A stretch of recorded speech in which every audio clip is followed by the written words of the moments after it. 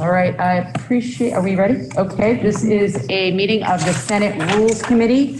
We are following up on a policy that was approved and adopted by joint rules this morning, and we thought it would be appropriate for us as the Senate Rules Committee to discuss the face mask policy briefly here within the chamber, because that is our purview. So Senate Secretary, you want to walk us through? So as you recall, as sort of a background, the Joint Rules Committee passed a policy last year, or going into this year, which required masks in the common areas.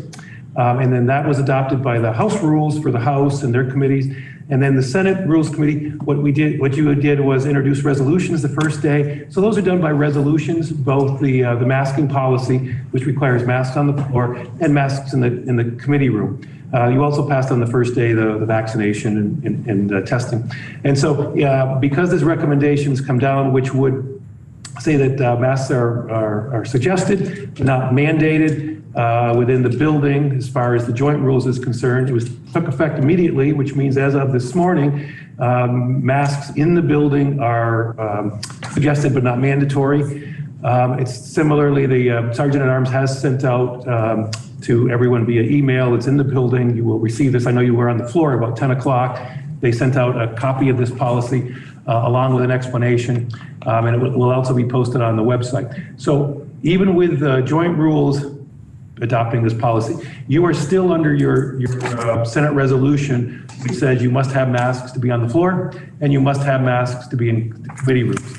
I will just briefly, there are exceptions to the discretionary use of masks. The two major exceptions are because there was some expressed concern by some staff members that generally their office, I'll call it sort of a safe space. If you go and talk to somebody from Ledge Council or someone that's a staff, and if they're in there, you're required to wear a mask. So even if you sort of change the policy for the Senate, you'll be wanting to carry a mask if you want to be able to work to different parts. You can, if the person in that staff member tells you that they don't mind, you don't have to wear one. They can give you permission to come in without a mask. So what you would need to do, if you wanted to vary the Senate policy, we would draft up on behalf of the Senate Rules Committee a resolution to adopt tomorrow, if you see fit, whatever policy you decide. The second exception is if Washington is at a red zone, a high, then the masks are required in committees. So if you did exactly what's here, you have three things. You'd be on the floor with no mask if you cared. You could still wear them. You could be potentially in your committees without masks unless Washington County's in a high zone, then you would be required to wear masks. And if you visited staff and you wanted to go and talk to, I say Ledge Council, you would be required to wear a mask unless they told you you didn't have to. I will tell you, whatever you do for the chamber is what we're doing in our office. So it's going to be consistent, so you don't have to worry, but it would be for other offices in the building. Any questions? Senator Brock. Just the one question I had, and I didn't think of it this morning, on the issue of committee rooms. I would have preferred to see committee rooms when committees are in session. You know, if two people are sitting in a committee room and want to be unmasked, and the rest of the building is, I don't see an issue with that. Right. And one of the things would be whether or not we want to put that in our rules, committees when committees are in session. I have no objections to that. That's fine with me. None, that's current practice pretty much anyway. Yeah. Any other considerations? So, John, do you feel like we need to? I think, again, it would be nice that you would instruct me, whether it's by vote or not, or without objection, to do a resolution for tomorrow that'll modify our temporary rule to comply with this. With that. I will tell you that tomorrow we'll pass it out. It'll take a rule suspension to take it up. Okay. Generally, rule changes are supposed to be on the calendar. And so we go through the formalities, which would take 3/4. I think, and if you don't get it, you just take it up the second day. Okay. But I just wanted to make sure that it wasn't a Thanks surprise. for that clarification. I just want to make sure we use the language that's consistent with this, which is strongly encouraged and not suggested. Masking. Say very strongly encourage if you want to. Well, coming from another red zone, yes. Any other discussion? The senator from Grand Isle has moved. All those in favor, signify. Aye. Opposed? Okay, if you would draw those up, Mr. Secretary, we can possibly take action on that on the floor tomorrow, depending on whether we get the rule suspension. My understanding is I've got two. There are two bills in committee that were referred today. Would you like to discuss those, Senator?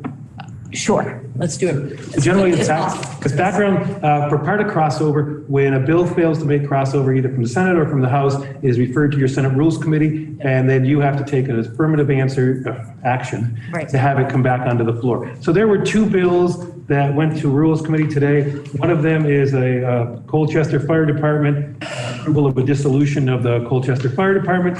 And the second one is a bill by the Committee on Ways and Means, which does some technical and administrative changes to Vermont's tax laws. Those will stay there unless for some reason somebody makes a motion to have them referred. What would happen is if you move them on tomorrow, they'd be referred to their appropriate committees on the floor. Right. Are there any objections? No. I would move that we allow both those House bills to go out of Senate rules and onto the floor and sent to the appropriate committees. Appreciate the motion. All those in favor say aye. Aye. Opposed? Okay. That's all I have. Thank you. And Senator Pearson, did you have something before the Rules Committee? Yes. Excuse me. I just wanted to talk to you about the times when we're able to participate remotely. Okay. I've had kids who, well, first of all, between my two kids, not a week that goes by where there's not a close contact. Yes. So, we have loads of tests. Thank you for making those available here. That's been a real help. My family, we often start the day with a test, all four of us. But the question arises, if one of them gets COVID, I'm not allowed to vote according to, as I understand the current rule. I'm not allowed to vote remotely. I'm not going to call, the options for us would be a grandmother. So I will skip and look after a kid with COVID. I'm not going to have that fall to a grandmother. But sort of related is this concern of the lag, right? There's a potential exposure, then someone's got a runny nose, but you wouldn't be testing positive. And in there is, I would argue, it's really prudent given it is a headache, but it's not unworkable to have a remote option. And so I don't know that you've talked about that expressly, but I just, and I'll live with whatever, but I just wanted to bring that forward to you all as you're thinking about it. Maybe I am more unique because, Senator Chittenden also has young kids. Senator Hardy, there are a couple. So that's an issue, but it's basically how clear is the line, and what about these times when you have every reason to think you're exposed. Right. You come down here now, mask free to some of it, potentially, and is that really sensible? So Appreciate that. And I can feel your pain. My children were only in school for 7 days in the entire month of January because of exposure. Right. So, My gosh. Just some background. So everyone kind of, because I have spoken with Senator Pearson on a number of occasions, the exemptions right now are refusal to wear a mask, which is no longer, refusal to vaccinate, or sort of the third category, which has different little classes, but you've tested positive, you've had diagnosis, or you've been told to quarantine under some protocol. And that's about as, not overly vague, but the most vague of the three, because all you really need is sort of a doctor or somebody to say that you should be quarantined. Those can be changed. The hard part is figuring the right way to thread the needle. I don't know if I've talked to Senator Pearson about the sort of the alternative option, which becomes much more idiosyncratic, which you can suspend the rules. And so if there's enough time made, one of the ways of making individual cases would be that it would have to be done on the floor, but that someone's actually, the rules are suspended so they can participate via remote. And you can do that for almost any reason. We've done that a couple times with people who didn't have video. As you know, from 2 years ago, it was quite a debate as to you have to be visual. Right. You have to be by sound to participate and to vote. There have been a couple times where we suspended that rule to allow people to do their presentation without a video or vote without a video. And it depends. It's hard to know what is the right way to recommend to you, but if it's something that doesn't happen too often, that may be the easiest way, rather than making it so broad that it begins to swallow up almost everything. But on the other hand, if you want me to try to draft up some things, I can. It's more difficult to know how to include it without catching a lot of. Sure. Senator Pearson. Well, I guess I really don't care. It's just that I have been Yes. sitting at home wondering about this a little bit. So I'm open to what you want to decide.